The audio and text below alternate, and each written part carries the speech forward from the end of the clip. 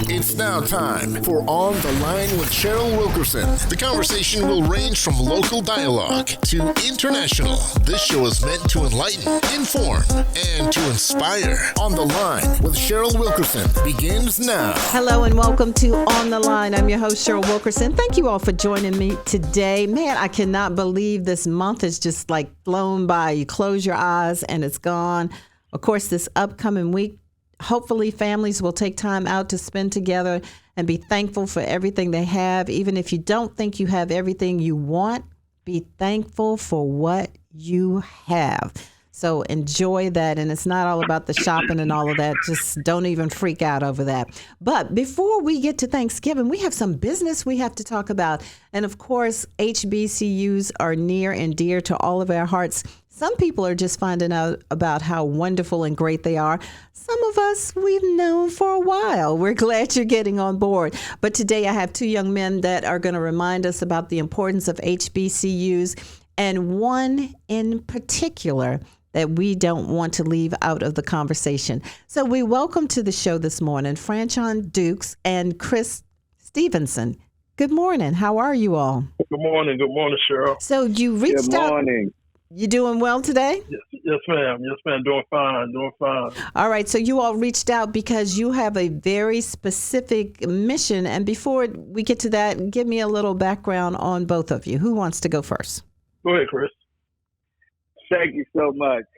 Yes, my name is Chris Stephenson, and I am one of many St. Paulites of the class of 1988. I'm a graduate of St. Paul's College, class of 1988, the Centennial class.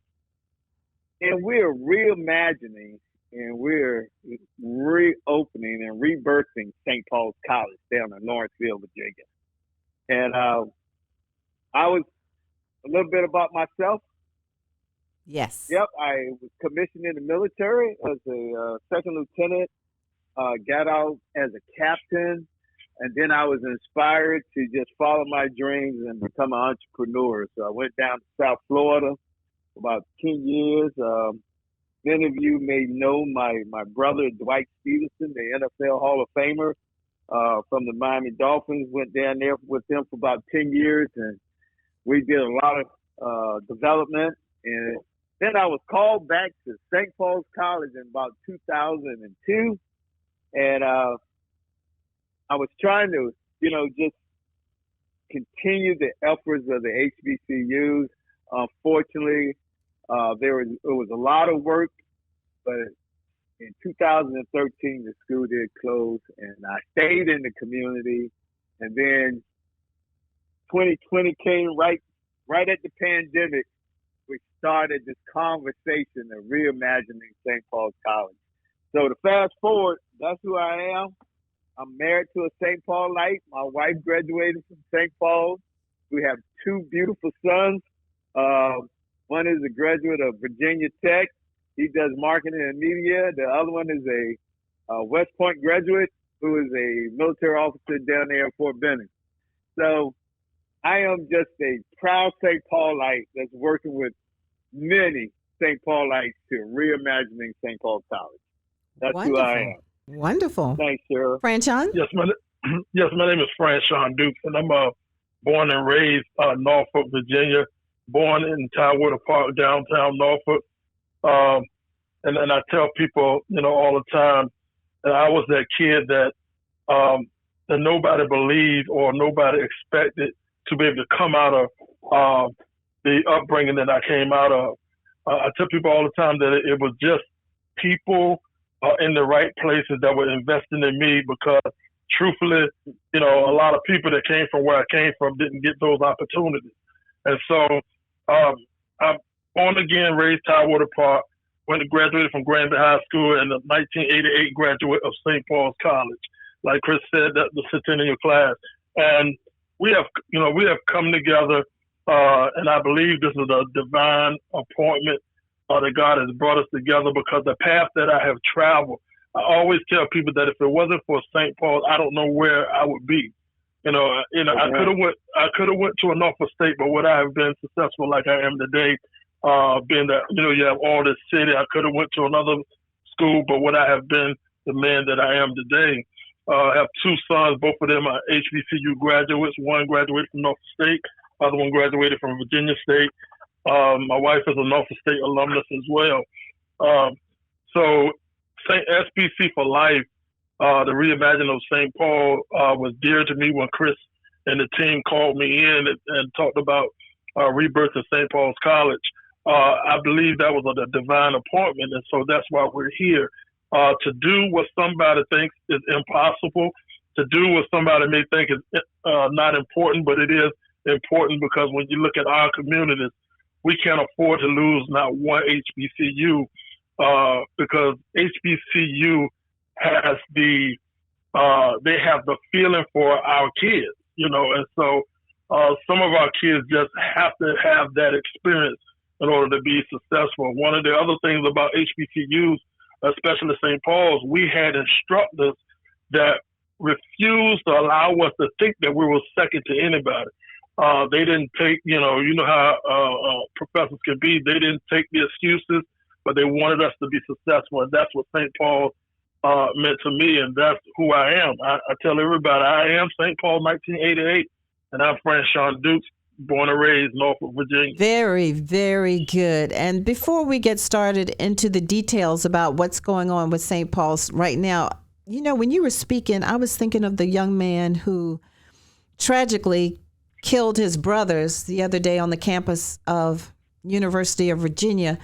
And just when you were talking, I was just thinking, wonder if he had the arms of an HBCU wrapped around him, might things have been different? Because, when I read about his home life, that wasn't stellar, but he excelled. He did great things. And my brother said to me, did he not know his greatness? Did he not hear it? And I told him, I think he heard it, but I don't think he heard it from the people he wanted to hear it from. So when he was racking up all those awards, of course he's hearing it. Student of the Year twice, Honor Society, Technical Honor Society. He is hearing that he's got greatness in him, but I guess it wasn't from the people he needed to hear it from. I was just thinking about that. There's something about, and I just believe this, Cheryl, there's something about HBCUs that we hold each other accountable. And when I think about Chris Stephenson, see, I didn't know Chris before I went to St. Paul's. And so what we did at St. Paul's, and I believe this is the fact, because any HBCU that I ever visited when I was in college, we took care of each other. And that's what we did. We took care of each other. If you were hungry and I had food, you had food. If you were broke and I had money, you had money. That's what we do. That's true. That's what we did for one another. That's true. Yeah. That's your situation. But I'm sorry. Go ahead. But sure, I did want to just piggyback on what Franchon was saying, because a lot of times the Black community has been traumatized. So a lot of times when we're plucked out of our communities and we're going to any institution, you need those support mechanisms there in place, because our experience has been much different. A lot of times, first generation, going to college, a lot of times not having the financial support and not having the healing from the traumatized community that now to be put into, especially that institution, like a UVA, where, I'm sure that he was the percentages of people that look like him was slim. So who does he go out and reach out to when he needs someone? So that culture is as far as what the HBCUs present, is just not for Black people, it's for all people that need that support. And that's what we're trying to tell everybody. When we reimagine St. Paul's, it's going to be it's going to be for people, the Black community, but it's going to be for all. All people need that type of support. And I just want to, thank the HBCUs for being there for, like you say, for me as well. I read a sign one time and it said, the reason why we go for HBCUs so hard is because it was the one time that we felt safe. We felt like we were being nurtured. We were okay. We were safe. And that's why we will always go hard for HBCUs. That's right.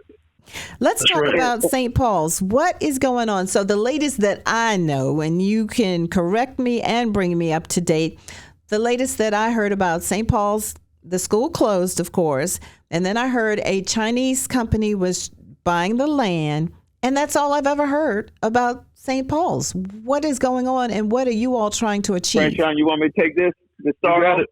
Yes, sir. All right, great. So what's going on? It started in February of 2020. A group of dedicated alumni got together and we said, hey, let's see if we can purchase back the property that Shenwan Investment Group from China purchased. And because it was dormant, it was laying dormant. They purchased it in 2017. There was no improvements. It was looking a mess. So we contacted them. They said, hey, yeah, we'd love to sell it back to you. So we started to organize because you got to understand, we just didn't want to exchange places with Shenwan. We owned the property and didn't have a plan. So what we did, we organized. So we organized as alumni.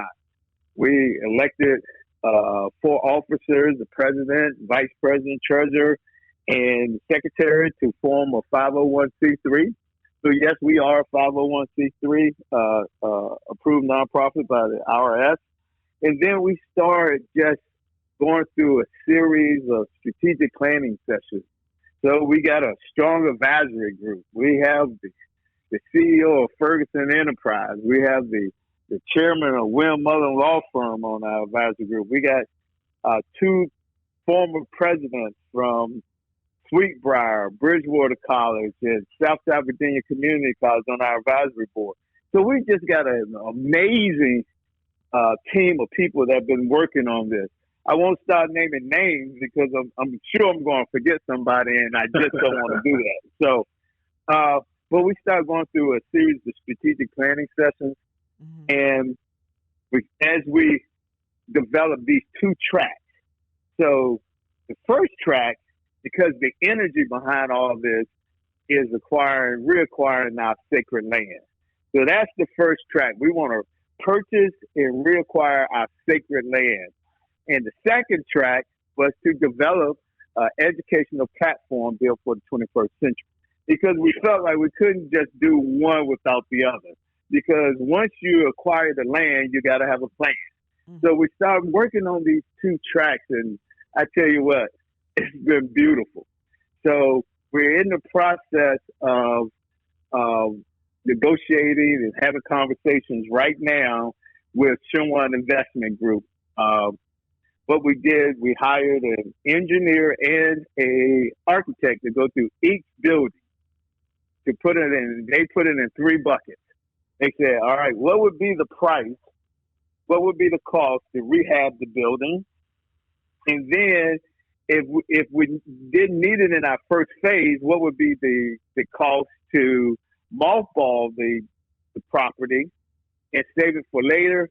Or if it was beyond repair, what would be the cost to demo the property? So we went through those stages, and now we got a appraiser that is coming in, to appraise the property. Now, this is how special this is. Now, we purchased our headquarters building in December of last year. That's right. And I tell you what, we just had a team just walk in right now that's going to help us design our headquarters building. They're from Richmond. They Creative Workspace. They just walked in. So we have this beautiful 12,000 square foot building that sits right in between Town of Lawrenceville Municipal Building and the county. And we're right there on Main Street. And we pay cash for this building, for the efforts of all the alumni. Franchon we gave away a BMW last year. What? Right? Yeah. We gave away a BMW last year in a raffle. We cleared over $184,000 on that, and we purchased our headquarters building.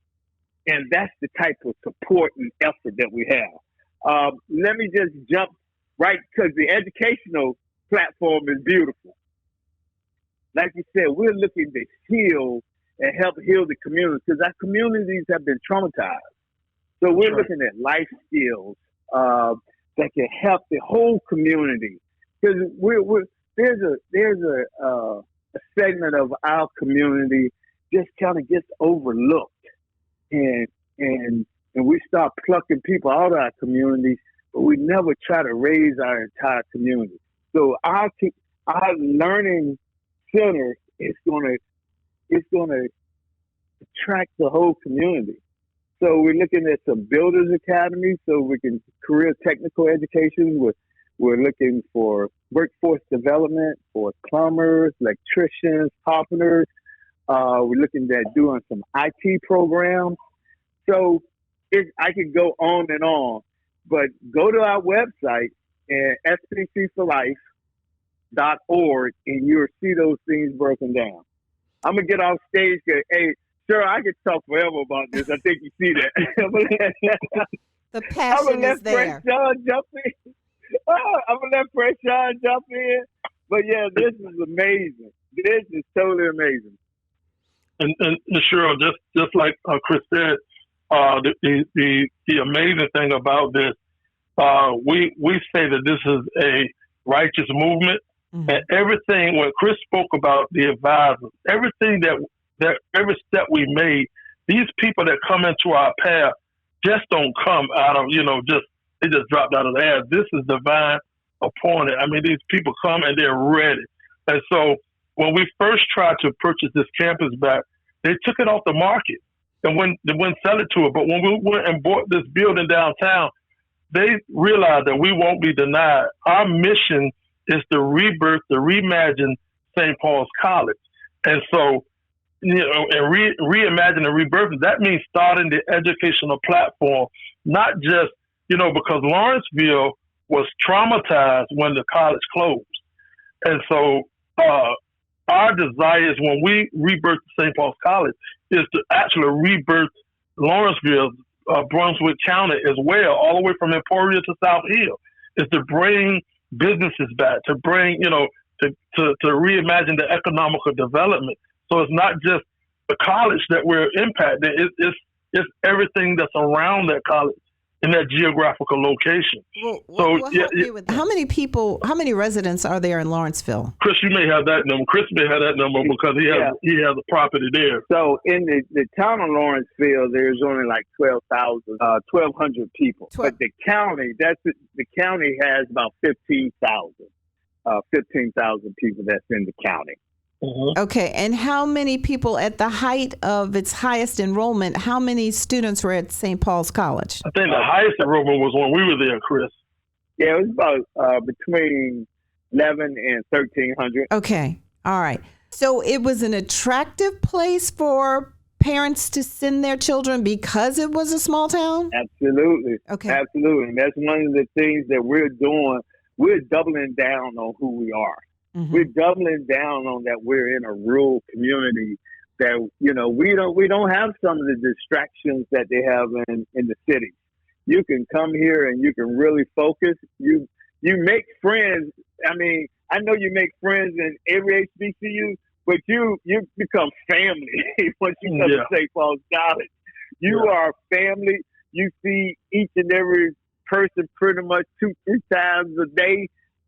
We support each other. So, and then it does, we can focus on some areas like agriculture. We can focus on things like some of the STEM, and you can put your hands on it right here and you can see it in effect. So that's one of the things that we are doing is doubling down on far as being in a rural community. Yes, ma'am. What is your timetable?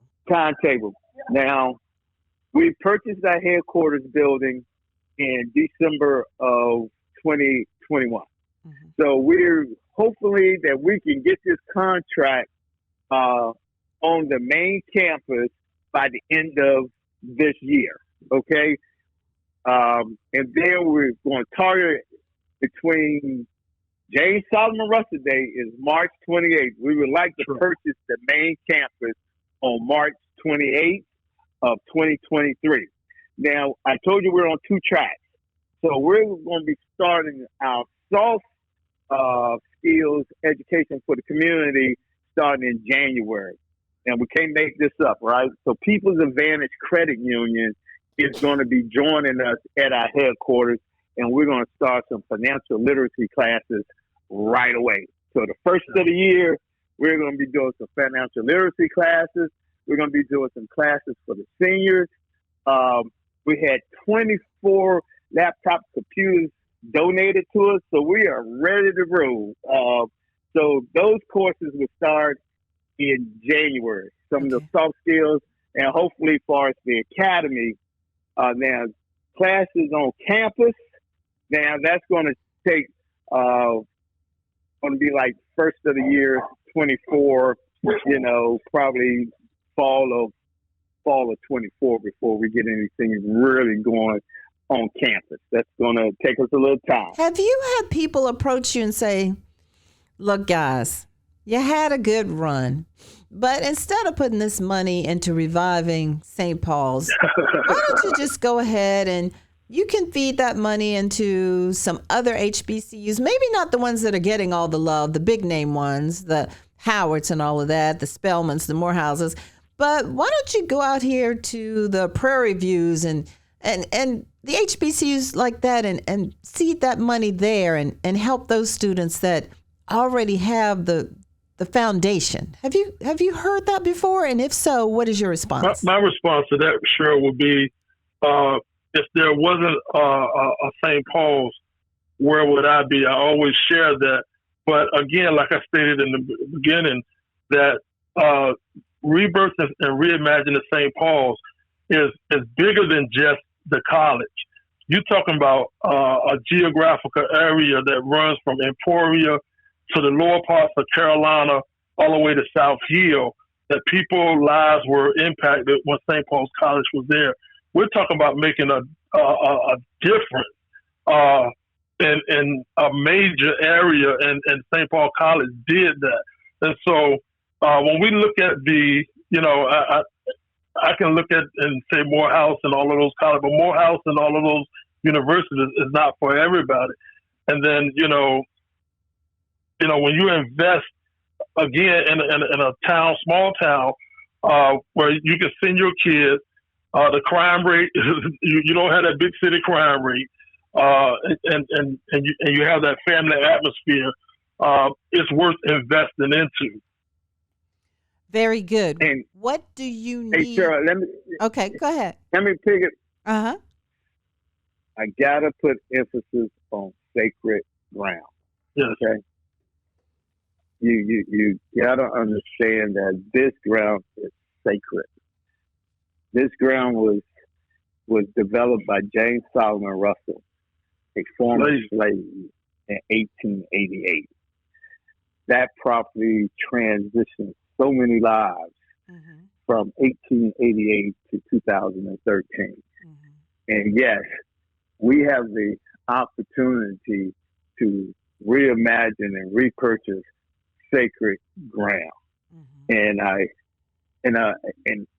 us as people, we just gotta, for me, stop being so ready just to wash our history away. Okay. And saying it's okay, just move on. No, we can't. This place is sacred, and we're gonna prove that we can do it as a group of people that are united. Now, our guiding principles are transparency, humility, and staying unified. And on the way, our faith committee leaders said, we gotta forgive, because there was so much pain and bitterness and mistrust was developed once the school closed. But okay, now we have the opportunity. Help me with this. In one sentence or two, why did the school close? Okay. Wow. The murder is still under investigation. All right. Okay. And of course, you can point to some poor leadership. HBCUs have always struggled as far as lack. There's been laws that were put in place so that certain grants and certain students wouldn't come to St. Paul's. We've been in discussion with the Episcopal Church, saying, hey, what was their true responsibility at St. Paul's being a Episcopalian affiliated school? Did they let the school down? Good Now, question. we don't want to point fingers. Yeah, we don't want to point. Do we want to do it differently? So we're having honest conversations. But yeah, the murder is still under investigation, but we're going to do it differently so it can sustain itself. Now, we did a study with UVA. We did a study with UVA for our new market analysis. We did a study with Harvard, the University of Harvard, on our stakeholders management plan. And now we just signed the agreement with Virginia Tech to do our business plan and sustainability plan. You can't make this up. This is wonderful news. Look, we only have about 3 minutes left in this show, but I need to get this question in. What do you need from the listening audience? I'm not talking about if they went to St. Paul's. I'm not talking about if they went to an HBCU. I'm not even talking about if they went to college. What do you need from the listening audience in general? One of the things we're doing, Cheryl, right now, Chris stated, we did a raffle last year, a capital campaign, BMW raffle. This year we're kicking off. We kicked it off last Saturday. Another capital campaign called the 20 for 20. And what we're doing is we're reaching out to alumni. We're reaching out to the community. We're reaching out to the faith-based community, asking people to invest in the project. But that's what it is. We're invested in the project, asking to invest in the project, and the dividends is the changing of lives of many people from our communities. And so we're asking if they visit our website, there's ways to give. We have a capital campaign going on right now called the 20 for 20, and we're looking to reach no less than 1 million people. And so if they visit our website, they can see www.sbcforlife.org. They can see how to give. They can see how to participate in the capital campaign. And we need their prayers. To march along with us. Chris? He may not be there, huh? Yeah, okay. I'm here. I'm sorry. Hey, absolutely. We need just their support. We need them to understand the direction, understand the value that we're going to be bringing back to the HBCU community, but also to the community of Brunswick County and Lawrenceville. So we need your financial support. Absolutely. Money is like oxygen. You need it to live. So the thing is, but we want to create value. Okay. We're not looking for any sympathy. We want to make sure that we have a strong financial institution, and we're going to be producing here at the new St. Paul's Leadership Institute. And that's how we're starting out. We're starting out as a leadership institute that's going to be launched here in the first of the year, and it's going to be amazing. So we just need the love and the support of the community. We Absolutely. are down to 1 minute. Franchon Dukes, Chris Stephenson, thank you so much for joining me today. Before I get out of here, I want one of you all to once again give out the social media handles that you have. Give them slowly so people can write them down. And hopefully people are going to listen and support. So go ahead. Yes, you can pictures over the phone, 757-755-4073. Our website is STC4 Life, LIFE.org. And just reach out to us. We pick up the phone. We're very personal. And we look forward for just coming back on your show another time. Really appreciate it. We will do that. We will have an update. I thank both of you gentlemen for joining me today. Thank you, listening audience, for joining me. As I said earlier, have a wonderful Thanksgiving. Remember, it should be Thanksgiving. Cheryl Wilkerson, as always, behold the green and gold.